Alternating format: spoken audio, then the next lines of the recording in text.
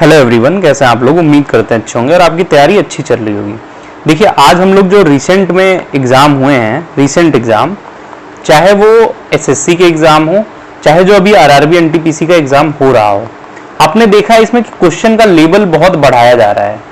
ठीक है, अब इस क्वेश्चन जो लेवल बढ़ रहा है, मान लीजिए आज हम एक इंपॉर्टेंट टॉपिक जो सम्राट अशोक के बारे में पहले आपको बता दूं, ये एंशिएंट हिस्ट्री का एक टॉपिक है, प्राचीन भारत का एक ऐसा टॉपिक है कि अगर प्राचीन भारत से कोई सवाल बनता है तो लगभग 50% उम्मीद होती है कि इसी टॉपिक से सवाल बनेगा।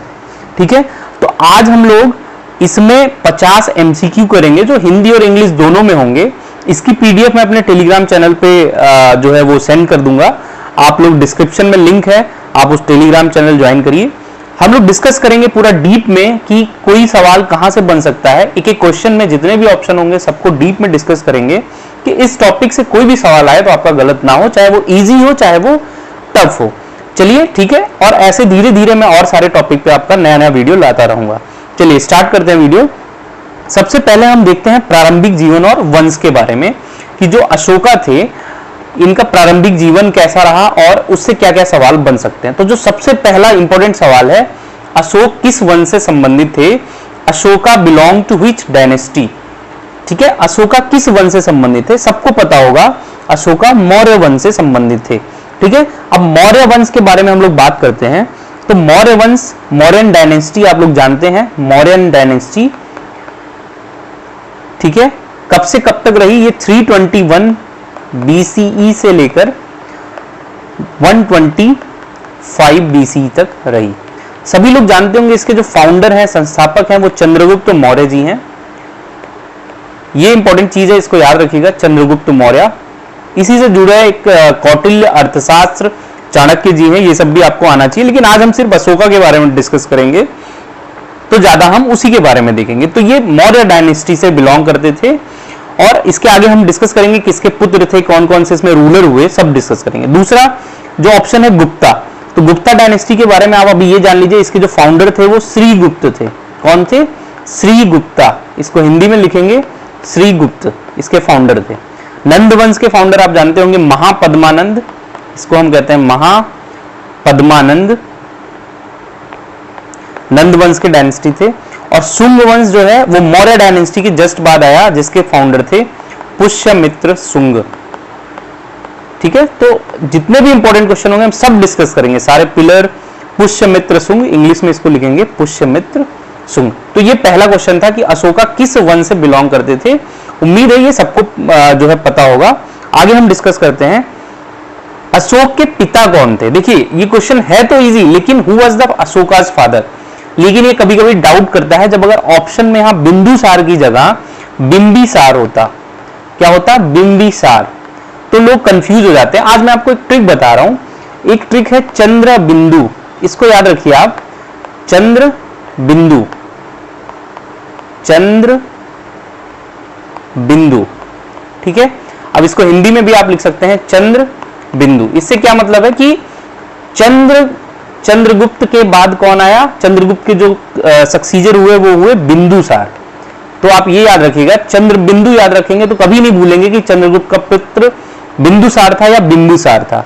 तो बिंदुसार के जो पुत्र थे वो कौन थे? अशोका थे, अशोका द ग्रेट। तो ये याद रखिएगा, अशोका जो पुत्र थे वो किसके थे? बिंदुसारा के थे। चंद्रगुप्त मौर्य के बारे में आपने पढ़ा, ये कौन थे? ये चंद्रगुप्त मौर्य मौर्यन डायनेस्टी के जो है वो मौर्यन डायनेस्टी के फाउंडर थे। ठीक है भाई, उसके बाद समुद्रगुप्त को आप लोग जानते हैं, अभी इसके बारे में हम और आगे देखेंगे। तो ये आप याद रखिए, जो अशोका थे वो बिंदुसार के पुत्र थे। अशोका की माता का नाम क्या था? What was the name of Ashoka's mother? Ashok की माता का नाम क्या था? इंपॉर्टेंट क्वेश्चन है। इनकी माता का नाम था सुभाद्रंगी। ये याद रखिएगा, हिंदी में थोड़ा मिसमैच हो सकता है। सुभाद्रंगी, ये याद रखिएगा, इनकी माता का नाम था सुभाद्रंगी। बहुत इंपॉर्टेंट है, ये भी क्वेश्चन पूछा जाता है। अगला, अशोक का जन्म कहाँ हुआ था? Where was Ashoka born? Ashoka का जन्म कहाँ हुआ था? उज्जैन में हुआ था। ठीक है, अशोका का जन्म कहाँ हुआ था? उज्जैन में हुआ था, ये आप लोग याद रखिएगा। पाटलिपुत्र अशोका की राजधानी थी। जब पाटलिपुत्र अशोका की क्या थी? राजधानी थी। बहुत इंपॉर्टेंट है पाटलिपुत्र, आपको पता होना चाहिए इसकी क्या क्या खासियत है, कहाँ कहाँ इसकी यूजेज है। Pataliputra was the capital of Ashoka's dynasty, ठीक है। तक्षशिला आप लोग जानते हैं इसके बारे में, काशी। अगला क्वेश्चन है, अशोका ने किस युद्ध के बाद बौद्ध धर्म अपनाया? मोस्ट इंपॉर्टेंट क्वेश्चन है, अशोक ने किस युद्ध के बाद बौद्ध धर्म अपनाया? After which war did Ashoka embrace Buddhism? तो देखिए, एक बहुत ही फेमस वार है जिसको हम कहते हैं कलिंग वार, कलिंग युद्ध। ये 261 BCE 261 ईसा पूर्व, जिसको हम हिंदी में कहेंगे 261 ईसा पूर्व में लड़ा गया था। किसके किसके मध्य लड़ा गया था?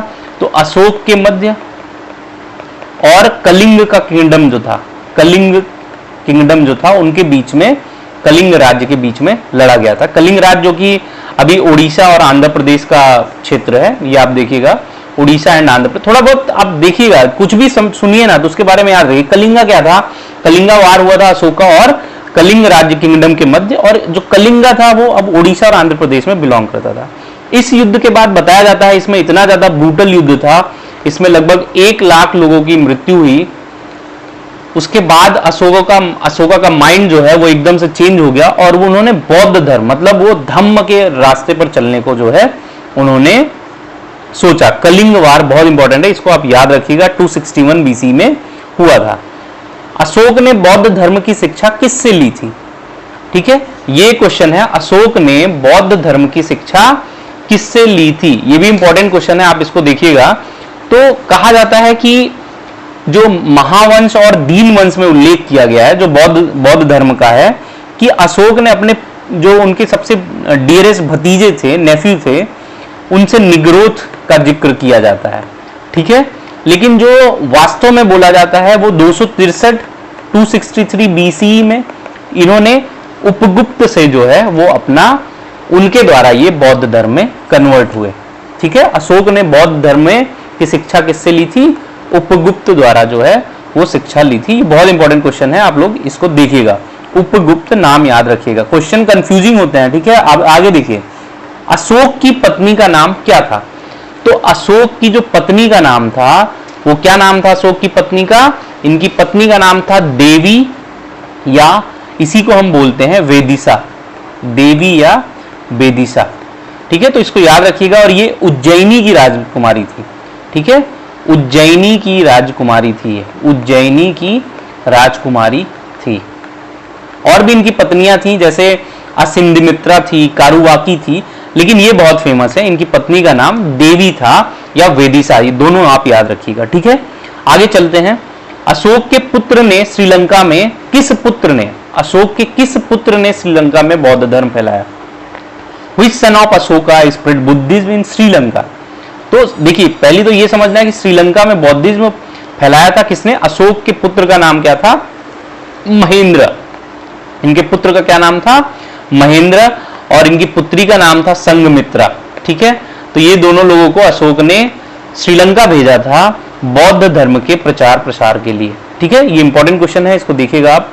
अशोक के किस शिलालेख में कलिंग, अभी हमने कलिंग का युद्ध पढ़ा कि किस युद्ध के बाद जो है वो अशोक जो है बौद्ध धर्म में कन्वर्ट हुआ। अभी कलिंग युद्ध का वर्णन किस शिलालेख में किया जाता है? Which edict mention the Kalinga war? बहुत बार ये क्वेश्चन आ चुका है, तो इसको देखिए, इसमें क्या है, जो 13th रॉक एडिक्ट है, इनका 13वां रॉक एडिक्ट है, उसमें मेंशन किया गया है कलिंग वार के बारे में। तो ये इंपॉर्टेंट क्वेश्चन है, आप इसको याद रखिएगा। कलिंग वार के बारे में आपको पढ़ना है, ये समझ लीजिए। अशोक के शासनकाल की राजधानी क्या थी? तो अशोक के शासनकाल की राजधानी क्या थी? पाटलिपुत्र थी, ये आप याद रखिएगा, इंपॉर्टेंट क्वेश्चन है। और यहीं पे तीसरी बौद्ध समिति भी हुई थी, ये भी याद रखिएगा, तीसरी बौद्ध समिति कहाँ हुई थी? वो पाटलिपुत्र में हुई थी, ठीक है। चारों बौद्ध समितियां जो भी हुई थी उसको आपको याद होना चाहिए, कहां पे हुआ, कौन उसके हेड हैं। अब इनके हम शासन और प्रशासन के बारे में थोड़ा पढ़ते हैं। अशोक ने किस प्रकार का शासन चलाया? देखिए, अशोक के बारे में कहा जाता है कि पहले ये बहुत ही ब्रूटल राजा था, मतलब इतना ब्रूटल कि लोग सोचते थे कि इतना कोई निर्दयी कैसे हो सकता है, क्रूअल कैसे हो सकता है। लेकिन आफ्टर कलिंग वार, कलिंग का जब युद्ध हुआ, उसके बाद ये जो है पूरा इनका माइंडसेट चेंज हो गया, और ये धम्म शासन, रूल ऑफ धम्म, जिसको आप अभी आगे देखेंगे कि धम्म का मतलब क्या होता है, इसमें सत्य, अहिंसा, इन सब मार्ग पे चला जाता है। तो अशोका ने जो शासन किया बाद में, वो पीस की तरफ हो गए, और उन्होंने रूल ऑफ धम्म अपनाया, धम्म का शासन। तो ये आप याद रखिएगा, ये क्वेश्चन इंपॉर्टेंट है, अगर पूछेगा तो आप इसका जवाब जरूर दीजिएगा। अशोक के शासनकाल में कौन सी भाषा प्रमुख थी? What was the main language used in Ashoka's inscription? Ashoka के इंस्क्रिप्शन में प्राकृतिक भाषा सबसे ज्यादा यूज होती है। देखिए, हालांकि क्या है कि अशोका के जो लैंग्वेजेस हैं उसमें पाली के साथ साथ और सारी भी लैंग्वेजेस आती हैं, ठीक है, लेकिन सबसे ज्यादा प्राकृतिक के साथ साथ सबसे ज्यादा जो यूज हुआ वो प्राकृतिक का ही यूज हुआ किया गया, ठीक है। तो आप ये याद रखिएगा, अशोक का जो मेन लैंग्वेज थी वो प्राकृत थी। अशोक के शिलालेख किस लिपि में है? अब आप देखेंगे अशोक के जो शिलालेख हैं वो ब्राह्मी लिपि में, ठीक है, अशोक के शिलालेख ब्राह्मी लिपि में हैं। वैसे जो है कई सारी खरोष्टी और अरमाइक लिपि भी पाई गई है, लेकिन ज्यादातर इनकी ब्राह्मी लिपि में ही मिले हैं, ठीक है। तो ये क्वेश्चन आप इंपॉर्टेंट है, ये भी पूछा गया है कई बार। अशोक के जो आप कंफ्यूज मत होइएगा कि लिपि जो है और भाषा में कंफ्यूज मत होइएगा। अशोक के समय किस विदेशी राजा का संदेश भेजा गया था? तो to which foreign king did Ashoka send emissaries, ठीक है। तो इसमें देखिए सेल्यूकस को भी आप जानते हैं, सेल्यूकस निकेटर चंद्रगुप्त मौर्य के टाइम का ही था। ये इजिप्ट और अफगानिस्तान पाकिस्तान तक इसका किंगडम था। टॉलमी के बारे में आप लोग जानते होंगे, एक ग्रीक मैथमेटिशियन थे। और टॉलमी का एक अगर हम देखें तो सोलर से संबंधित एक इनका प्रिंसिपल भी है, अब टाइम मिले तो पढ़िएगा। और एंटियोकस, तीनों को इन्होंने, चारों लोगों को जो है इन्होंने संदेश भेजा था। किसने भेजा था? अशोक के समय में चारों लोगों को, ऑल ऑफ द अबव इसमें आंसर है। अशोक ने कितनी बार बौद्ध संघ की परिषद बुलाई? How many times did Ashok convene the Buddhist? तो आपको पता है इन्होंने कितनी बार कराई थी? वंस एक बार। कहां पे? पाटलिपुत्र में इनकी जो है तीसरी बौद्ध समिति हुई थी, पाटलिपुत्र में, ठीक है भाई। अशोक के कौन से अभिलेख बौद्ध भिक्षुओं को विदेश भेजने की जानकारी देते हैं? Which of the Ashok inscription mention sending Buddhist missionaries abroad? ठीक है, तो ये क्वेश्चन देखिए, ये भी इंपॉर्टेंट क्वेश्चन है। तो इसमें जो 13वां अभिलेख है, 13वां एडिक्ट है, वही जो है क्या करता है, बताता है कि ये बौद्ध भिक्षुओं को जो है वो भेज देते। और भी हम जो है आपको डिस्कस करते हैं। रुमिनदेई एडिक्ट, अगर हम बात करें रुमिनदेई अभिलेख का, बहुत इंपॉर्टेंट है। पहले तो हम देखते हैं ये कहाँ पे है। ये है अपना नेपाल में, और इसको हम दूसरे नाम से भी जानते हैं, लुम्बिनी। अब लुम्बिनी का नाम आते ही आपके दिमाग में बहुत सारी चीजें आनी चाहिए। लुम्बिनी बहुत फेमस है, इसको हम लुम्बिनी पिलर एडिक्ट भी कहते हैं या अभिलेख भी कहा जाता है, ठीक है। ये जब अशोक जो है वो लुम्बिनी गए थे, तो उस टाइम ये जो है वहां पे बनवाया गया था। और इसमें क्या है, बुद्धा, जो बुद्ध जी थे, उनके बर्थ प्लेस के बारे में इसमें जानकारी मिलती है। और इसकी डिस्कवरी हुई थी 1896 ईस्वी में, ठीक है भाई। तो इतना याद रखिए, रुमिनदेई क्या है और लुम्बिनी क्या है। दूसरा क्या है, बैरत इंस्क्रिप्शन। इसमें ये गलत लिखा है, ये बैरत इंस्पेक्शन है, इंस्क्रिप्शन है, ठीक है। इसी को भाब्रू शिलालेख भी हम कहते हैं। बैरत प्लस भाब्रू, हिंदी में भी यही कहते हैं, भाब्रू शिलालेख। ये भाई आपके राजस्थान में है। कहाँ पे है? बहुत इंपॉर्टेंट भाई, इसके बारे में आप समझिए। ये जो शिलालेख है बहुत बार अब पूछा जा रहा है, इंपॉर्टेंट है, इसको आप हेडलाइन कर दीजिएगा, हाईलाइट कर दीजिएगा। इसमें जो है जब अशोक बौद्ध धर्म में कन्वर्ट हुए, तो ये शिलालेख है जो उसकी जानकारी देता है। अशोक का कन्वर्जन जब बौद्ध धर्म में हुआ, तो ये शिलालेख उसके बारे में जानकारी देता है। बहुत बार ये पूछा जा चुका है, ठीक है। आगे चलते हैं। तो 13वां शिलालेख आप याद रखिएगा, जो जानकारी देता है कि वो बौद्ध भिक्षुओं को विदेश भेजते थे। अशोक का वह शिलालेख कौन है जो लुम्बिनी में बुद्ध के जन्म की, देखिए अभी ऊपर ही क्वेश्चन हमने डिस्कस किया, तो लुम्बिनी में कौन सा शिलालेख है? रुमिनदेई। तो आप याद रखिएगा, जब अशोक लुम्बिनी गए तो उन्होंने रुमिनदेई एडिक्ट या रुमिनदेई शिलालेख बनवाया था, ठीक है। प्रयागराज एडिक्ट के बारे में बात करेंगे, 35 फीट का है, इसके बारे में कई सारी चीजें हैं, उसके बारे में हम बात करेंगे, ठीक है। भाब्रू एडिक्ट, जो अभी बैरत और भाब्रू दोनों सेम है, ये क्या करता है, जो गौतम बुद्ध कन्वर्ट हुए, अशोक जो कन्वर्ट हुए थे बुद्धा में, बौद्ध धर्म में, उसके बारे में जानकारी देता है राजस्थान में। अशोक के किस शिलालेख में कलिंग युद्ध का वर्णन है? अभी हमने पढ़ा इसको ऊपर भी, और फिर हम पढ़ रहे हैं 13वां एडिक्ट, 13 शिलालेख, ठीक है। अशोक के किस अभिलेख से बौद्ध धर्म के प्रति उनका झुकाव, अभी ऊपर मैंने कहा कि which Ashokan addict shows his inclination toward Buddhism, तो भाब्रू या इसी को प्लस बैरत भी हम कहते हैं, बैरत इंस्क्रिप्शन, ये कहाँ पे है, राजस्थान में है। इससे पता चलता है कि वो बौद्ध धर्म में कन्वर्ट हुए थे। भाई इंपॉर्टेंट है, इसको देख लेना आप, ठीक है।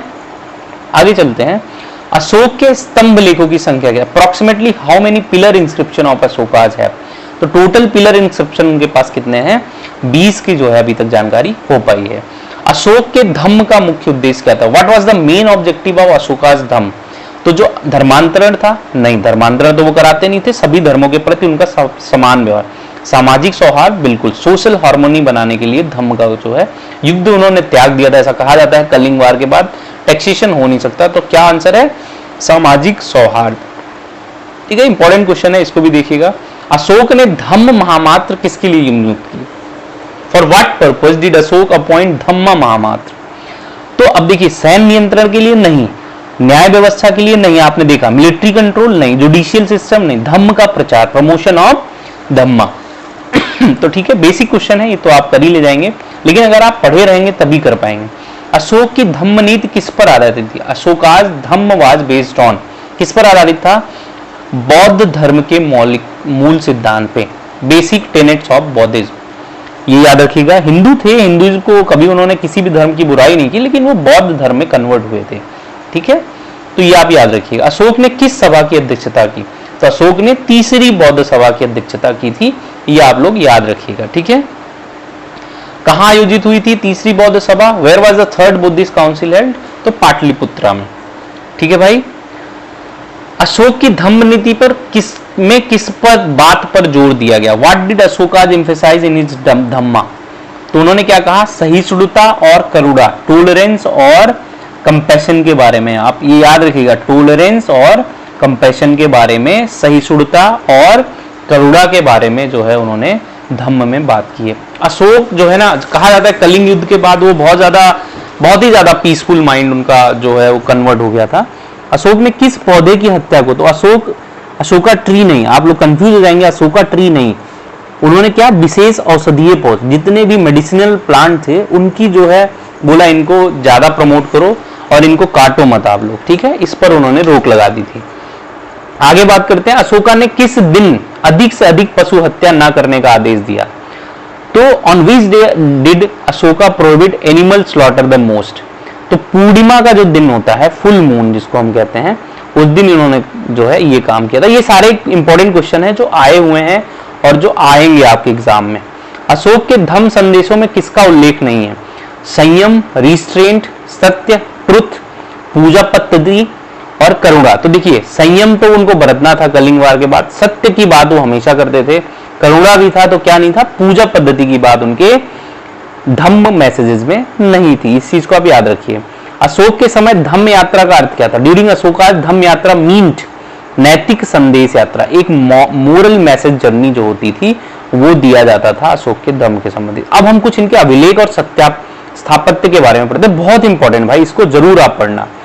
अशोक के अभिलेख कहां पाए गए हैं, केवल भारत में पाए गए हैं, भारत और नेपाल में पाए गए हैं, नेपाल और पाकिस्तान और अफगानिस्तान। तो ये भारत, नेपाल, पाकिस्तान और अफगानिस्तान चारों जगह पर पाए गए हैं। कितने प्रमुख शिलालेख हैं, how many major rock edict are attributed to Ashoka, तो 14 मेजर जो है वो रॉक एडिक्ट्स हैं। अशोक के किस स्तंभ पर सिंह का चित्र, मोस्ट इंपोर्टेंट क्वेश्चन, किस स्तंभ पर सिंह का चित्र है, तो आप जानते हैं सारनाथ, कौन नहीं जानता होगा इसको, सारनाथ जो है हम सभी लोग जानते हैं सारनाथ के स्तंभ के बारे में। यहाँ से the state, Indian state of emblem जो है यहाँ से लिया गया है, तो ये मोस्ट इंपोर्टेंट क्वेश्चन है, सारनाथ को आपको जरूर पढ़ना है। इसमें जो 3 लाइन वो शो होते हैं, 1 लाइन शो नहीं होता है, तो इसको आप देखिए। सांची का स्तूप आप जानते हैं, सांची कहाँ पे है, और सारनाथ आप इंपॉर्टेंट है, सारनाथ पढ़िएगा, ठीक है। पहली सरमन भी उन्होंने बौद्धा जी ने यहाँ पे दिया था, तो इसको जरूर आप पढ़िए अच्छे से, ठीक है। आगे बात करते हैं हम लोग, और सारनाथ के स्तूप को ही हम लोग धमेक स्तूप भी कहते हैं, वाराणसी में है, और इसको आप याद रखिएगा, धमेक स्तूप भी कहते हैं, क्या कहते हैं, धमेक स्तूप। और इंपॉर्टेंट क्या है कि बुद्ध जी ने यहाँ पे अपना पहला उपदेश दिया था, अपना पहला उपदेश, फर्स्ट सरमन जो उन्होंने दिया था, ठीक है, तो यहाँ पे दिया था, ये आप याद रखिएगा। आगे बात करते हैं हम, अगर सांची स्तूप के बारे में बात कर लें थोड़ा, तो जो सांची स्तूप है वो भी इंपॉर्टेंट है आपको। उसमें क्या है, सांची कहाँ पे है, रायसेन डिस्ट्रिक्ट मध्य प्रदेश में है, और इसको ओल्डेस्ट जो है वो हम स्टोन स्ट्रक्चर इन इंडिया कहते हैं। सांची का स्तूप जो है ओल्डेस्ट स्टोन, अभी आगे डिस्कस करेंगे इसको। राष्ट्रीय चिन्ह किस पर आधारित है, the national emblem of India is based on Sarnath pillar. Most important भाई याद रखना, वाराणसी, सारनाथ हो गया, लुम्बिनी हो गया, इन सब के नाम आते हैं, आपको सारी चीजें रिवाइज होनी चाहिए। आगे बात करें, अशोक के किस शिलालेख में सभी धर्मों का समान वर्णन है। इंपॉर्टेंट है भाई, जो 12th शिलालेख है, 12th एडिक्ट है, उसमें बोला गया है रिस्पेक्ट फॉर ऑल रिलीजन्स। तो ये सारे रिलीजन का रिस्पेक्ट 7वें वाले में है, 12वें वाले में है, इसको आप देखिएगा। अशोक स्तंभों की ऊंचाई आमतौर पर कितनी होती थी, तो वो होती थी 30 से 40 फीट जो है अशोक के स्तंभ की ऊंचाई होती थी। ठीक है, शिलालेखों में प्रयुक्त खरोष्ठी लिपि किस क्षेत्र में थी। जो खरोष्ठी लिपि का यूज किया है उन्होंने, वो कहाँ पे करते थे, तो नॉर्थ वेस्टर्न जो इंडिया है वहां पे वो खरोष्ठी लिपि, खरोष्ठी स्क्रिप्ट का जो है यूज किया गया है। अशोक के स्तंभ आमतौर पर किस पत्थर से बने थे, तो अभी आप जानेंगे सैंड स्टोन से बने हैं सारे, लगभग बलुआ पत्थर। What are Ashoka's pillar mostly made of, तो बलुआ। अशोक ने बौद्ध विहार कहाँ बनवाया है, तो बौद्ध विहार उन्होंने कहाँ पर बनवाया है, तो उन्होंने लुम्बिनी में भी बनवाया है, सारनाथ में भी बनवाया है, और सांची में भी बनवाया है। तो इसको आप याद रखिए, लुम्बिनी, सारनाथ और सांची। किस पुरातत्वविद ने अशोक के शिलालेख को, सबसे मोस्ट इंपॉर्टेंट क्वेश्चन, किसने सबसे पहले पढ़ा था, किस, ठीक है, तो अशोक के शिलालेख को तो आप जानते हैं, अलेक्जेंडर कनिंघम तो हो नहीं सकते, जेम्स प्रिंसप ने पढ़ा था सबसे पहले। ठीक है, किसने पढ़ा था, जेम्स प्रिंसप ने, शायद 1800 कुछ है, मेरे को याद नहीं आ रहा, आप देख लीजिएगा इसको। तो इन्होंने इसको सबसे पहले जेम्स प्रिंसप जी ने, 1837 था, आई होप एक बार आप देखिएगा 1836 या 37 था। तो जेम्स प्रिंसप ने सबसे पहले अशोक के शिलालेखों को पढ़ा था। अब इनके उत्तराधिकार और अब कुछ चीजें और हम इसमें डिस्कस करेंगे।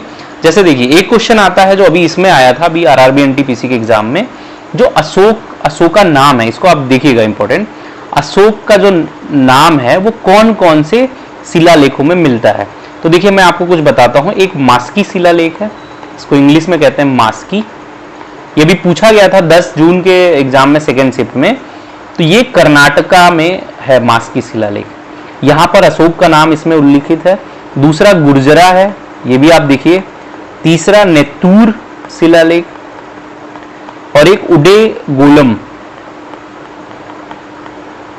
यहां इन सब में अशोक के नाम का जिक्र मिलता है। आप ये देखिएगा, गुर्जरा, नेतूर और उडेगुलम कहां पे है, एक बार इसके बारे में आप लोग सर्च कर लीजिएगा। ठीक है, आगे बात करते हैं। अशोका के बाद मौर्य साम्राज्य का पतन क्यों हुआ, why did the Maurya empire decline after Ashoka. तो कुछ लोग कहते हैं आंतरिक विद्रोह, कमजोर उत्तराधिकारी भी कहीं कोई मानता है, इकोनॉमिक क्राइसिस भी मानते हैं। तो ऑल ऑफ द एबव मानना सही होगा। कि कुछ लोग कहते हैं कि इतना उदार हो गए कि उनकी सैन्य शक्ति कमजोर हो गई, तो कई सारे मानना है। अशोक के मृत्यु के बाद मौर्य साम्राज्य का अंतिम शासक कौन था, तो जो मौर्य साम्राज्य का अंतिम शासक था वो ब्रह्मदत्त था, और प्रथम शासक जो था वो आप जानते हैं चंद्रगुप्त मौर्य था। किसने मौर्य वंश का अंत किया, तो मौर्य वंश के तुरंत बाद कौन सा शासन आया, पुष्यमित्र शुंग। इसके संस्थापक शुंग वंश के संस्थापक थे पुष्यमित्र शुंग, इन्होंने ही ब्रह्मदत्त की हत्या करके जो है शुंग वंश की स्थापना। अशोक ने किस स्थान पर बुद्ध के जन्म की पुष्टि की थी, तो Ashok, eight which place did Ashoka confirm Buddha's birth place, तो इन्होंने लुम्बिनी, आप जानते हैं लुम्बिनी शिलालेख आपको बताया था मैंने, रुम्बिनी जो यहाँ पे है, इसको इंपॉर्टेंट है। अशोक की सबसे प्रसिद्ध उपाधि क्या है, तो जो अशोक की सबसे प्रसिद्ध उपाधि है, इनको देवनाम प्रिय या प्रियदर्शी के नाम से जाना जाता है, जिसको इंग्लिश में कहेंगे लवेबल टू गॉड। ठीक है, इस नाम से जाना जाता है।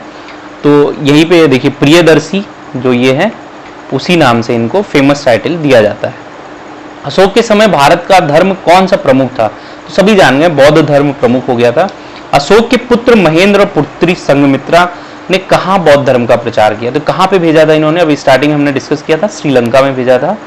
अशोक ने किस शिलालेख में सांप्रदायिक सहिष्णुता पर बल दिया गया, तो फर्स्ट, सेकेंड, थर्ड, सांप्रदायिक, सभी मैंने बताया था 12th रॉक एडिक्ट में बताया गया था कि सभी धर्मों का समान आदर किया जाएगा। अशोक के स्तंभों का प्रमुख उद्देश्य क्या था, राजकीय आदेश लाना, धार्मिक, तो क्या था अभी हमने बताया, धार्मिक उपदेश का प्रचार प्रसार करना, to propagate moral and religious message. सम्राट अशोक की विरासत को कैसे याद किया जाता है, how is emperor Ashoka remembered in the Indian history, तो एक धर्मप्रिय और शांतिवादी सम्राट के रूप में, अभी मैंने बताया as a righteous and peace loving emperor. तो ये अशोक से संबंधित कुछ क्वेश्चंस थे। हो सकता है अभी भी कुछ क्वेश्चन छूट गए हों, आप लोग कमेंट करके बताइएगा कैसे क्वेश्चन लगे, और ऐसी सीरीज मैं और लाता रहूंगा, चाहे वो इंपॉर्टेंट अमेंडमेंट के बारे में हो जहां से क्वेश्चन आ रहे हैं, या मैं ऐसे ही टॉप 30 टॉप 40 जैसे ही क्वेश्चन मिलेंगे हमको जो इंपॉर्टेंट क्वेश्चंस आ रहे हैं वो हम लोग डिस्कस करते रहेंगे आगे की वीडियोज में। अगर वीडियो अच्छी लगी प्लीज़ लाइक करिए, चैनल सब्सक्राइब करिए, और टेलीग्राम पे PDF मैं सेंड कर दूंगा, प्लीज़ टेलीग्राम चैनल आप लोग ज्वाइन करिए। चलिए, थैंक यू।